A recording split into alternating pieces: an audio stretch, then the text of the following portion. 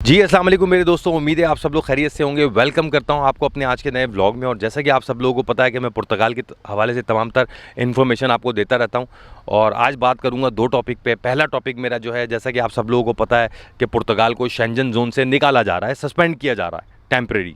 इसके ऊपर बात करेंगे। दूसरा, मैं आपको बताऊंगा कि जितने लोग यहाँ पुर्तगाल में या पुर्तगाल से बाहर मौजूद हैं, उनको इस वक्त क्या सबसे ज़्यादा मुश्किल और परेशानी फेस करनी पड़ रही है, और मेरे पास जो लोगों के मैसेज आ रहे हैं वो क्या मुझसे सवालात कर रहे हैं। तो आए वीडियो शुरू करते हैं। मेरे दोस्तों, सबसे पहले मैं अगर आपको बताऊं कि आजकल चारों तरफ यहाँ के सोशल मीडिया पे, यहाँ के अखबारों में, यहाँ के टीवी चैनल्स पे सिर्फ एक ही न्यूज़ आ रही है। वो ये है कि ख़तरा है कि पुर्तगाल को शेंजन जोन से सस्पेंड ना कर दिया जाए, बाहर ना निकाल दिया जाए।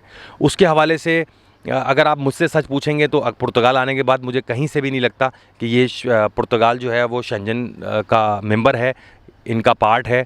ठीक है, उसकी वजह यह है कि अगर आप ये देख लें कि अगर आप यूके जाते हैं, या मिसाल है शेंजन स्टेट की बात कर लेते हैं, अगर आप जर्मनी, फ्रांस, इटली, स्विट्ज़रलैंड जाते हैं तो यहाँ आने के बाद ना आपको एक थोड़ी सी हैप्पी सी और थोड़ी सी रिच सी फीलिंग आती है। ठीक है ना, इन कंट्रियों में, जर्मनी में, म्यूनिख में, इसका पार्ट है म्यूनिख में। अपनी बात करूँगी, मैं म्यूनिख गया था, तो जब मैं जर्मनी में लैंड किया तो एक अलग ही फीलिंग थी।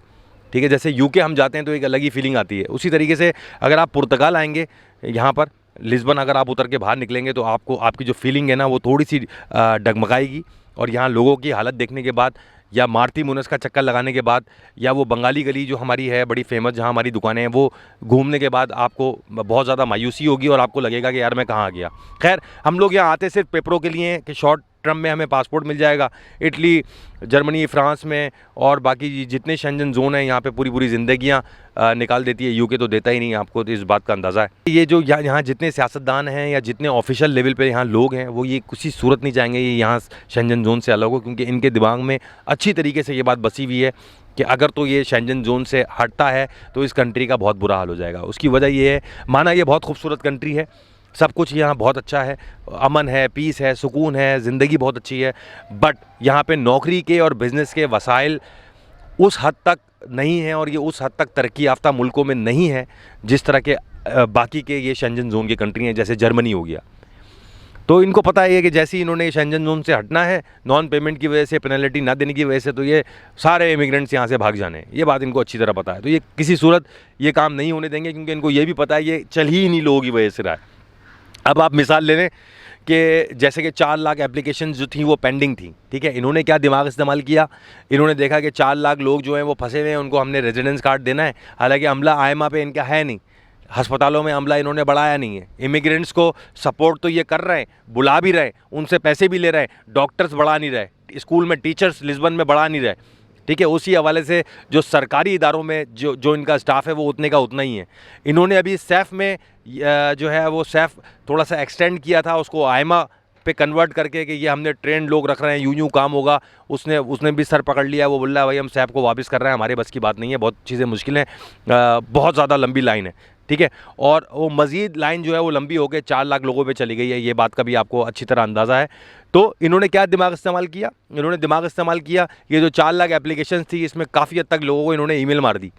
बायोमेट्रिक की डेट नहीं दी है इन्होंने अभी कि आओ आगे कार्ड लो, बायोमेट्रिक दो, कार्ड लो, उसी वक्त पैसे दो। भाई ये करते ना, इन्होंने क्या किया, उन गरीबों को मेल मार दिए।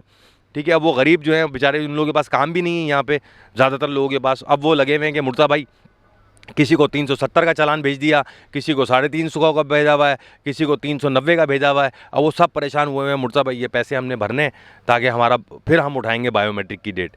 तो इन्होंने दिमाग इस्तेमाल किया, और दिमाग इस्तेमाल करते हुए ये शेंजन की जो पेनल्टी है ये आप ही लोगों से, हम लोगों से ले रहे हैं। लेकिन लें, कोई मसला नहीं है, ले। लेकिन हमारी रिक्वेस्ट ये है कि अगर आपने इमिग्रेशन खोली है, अगर आप हमें सपोर्ट कर रहे हैं, तो उसी तरीके से हॉस्पिटल में अपने डॉक्टर भी बढ़ाएं, स्कूलों में अपने टीचर भी बढ़ाएं। यहाँ की पुर्तगाल की पुरानी जो गवर्नमेंट थी अंतोनियो कोस्टा की, उसकी कुछ नाअहलियाँ देखी गई हैं कि उसने इसके ऊपर ध्यान नहीं दिया, जिसकी वजह से ये पेनल्टी इनको 2 महीने का टाइम दिया गया है कि 2 महीने में इतनी अमाउंट आपको जमा करानी है। जी, दूसरा मैं बात करूँ मेरे दोस्तों, तो आपको ये बताऊँ कि इस वक्त जो सबसे ज़्यादा मुश्किल और परेशानी पेश आ रही है वो उन लोगों को आ रही है जिन लोगों ने यहाँ पर अपनी फाइलें लॉक की थी, चाहे वो जर्मनी, फ्रांस, इटली में बैठे हों या यहाँ पुर्तगाल के अंदर मौजूद हों। हमारे यहाँ पुर्तगाल के अंदर भी जो बहुत सारे लोग मौजूद हैं, ठीक है, उन्होंने जब भी फाइल लॉक कराई और उनको जो एक ईमेल और आईडी जीमेल की दी जाती है सापा पोर्टल की, इस पर क्या आपको मेल आएगी, वो उन्होंने कभी लॉग इन ही करके नहीं देखी।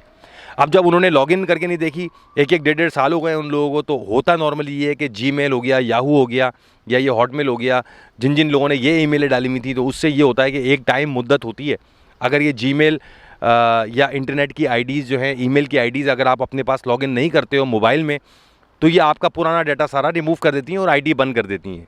फिर वो आपसे कहती हैं कि अगर आप लॉगिन दोबारा करते हैं 1-1 साल बाद, अगर उसको यूज़ नहीं करते, दोबारा लॉगिन करते हैं, तो वो आपसे कहती है कि आपको रिकवरी ईमेल पे आपके वो कोड भेजती हैं। अब होता ये है कि हमने यहाँ फाइलें जो लॉक कराई होती हैं लोगों से, वो राह चलते किसी दुकान से वो दुकान बंद हो चुकी होती है, या किसी लॉयर से वो लॉयर उठ चुका होता है, 1-1.5 साल का अर्सा गुजर गया होता है, या हमने जो टेम्परेरी रिकवरी ईमेल पे जो फ़ोन नंबर डाला होता है वो टेम्परेरी डाला होता है, वो सिम बंद हो चुकी होती है, जिसकी वजह से वो ईमेल्स लोगों को वापस नहीं आ रही।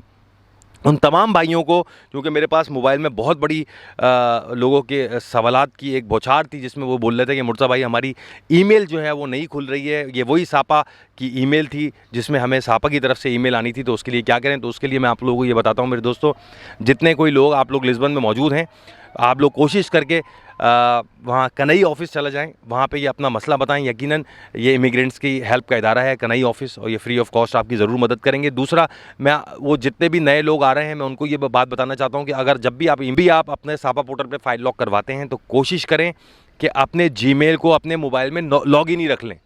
कोई एक ऐसी आईडी, भले अपनी आईडी देके फ़ाइल लॉक करवा लें, ताकि वो आपकी आईडी आपके मोबाइल में लॉगिन रहे, जिसकी वजह से जब भी आपको सापा पोर्टल की तरफ से जो है आयमा की तरफ से यहाँ ईमेल आएगी, तो वो ईमेल आपको रिसीव हो सके, आपकी हॉटमेल या आपकी सोशल मीडिया की किसी किस्म की कोई आईडी ना यूज़ करने की वजह से ब्लॉक ना हो।